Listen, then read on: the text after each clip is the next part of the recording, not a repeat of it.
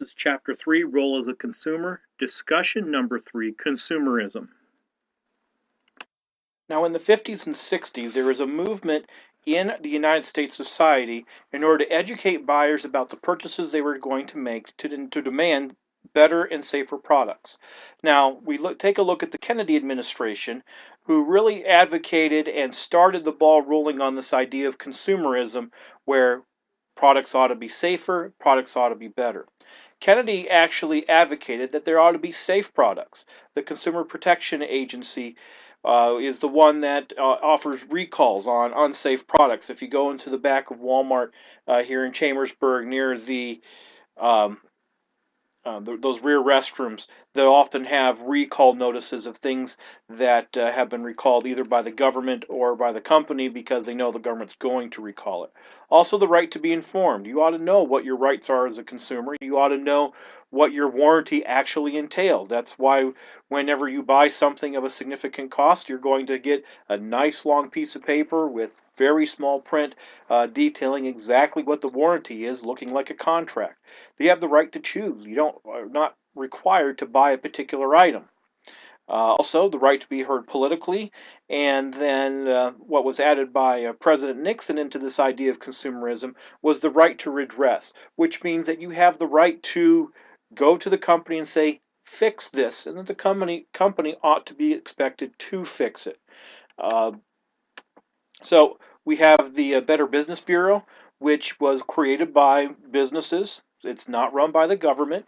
To settle disagreements between consumers and settlers, they have an established method of practices. As far as when a consumer shows up and complains, they have a way that they're supposed to deal with that problem. We also have the Consumer Protection Safety Commission. I just got done mentioning it, where they are ensuring that products are safe.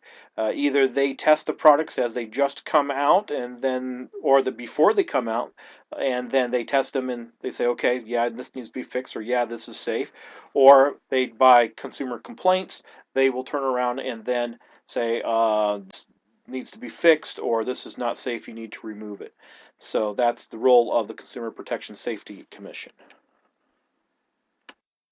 So as a consumer, what are your responsibilities? For example, let's say you're unhappy with with the product or the way that you were served. You really need to propose a solution. If you go to a manager and start complaining, well, they say, well, what do you want me to do? You need to have a plan. That's what helps our economy and our society to operate, is to say, I'm dissatisfied, here's how you can make me happy. That helps a lot. Also, keep a record of all the communications, including receipts, especially if you're doing an online transaction.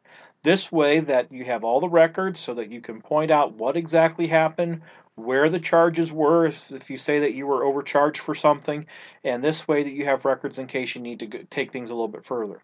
But another responsibility that you have is that of ethical behavior. When you purchase something, you're purchasing it for keeps. That's the understood transaction between you and the retailer.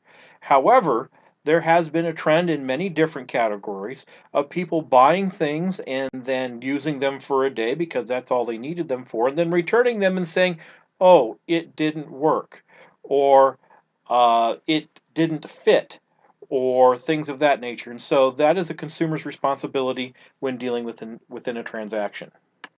This concludes discussion number 3, consumerism. This also concludes the chapter Role as a Consumer. Thank you.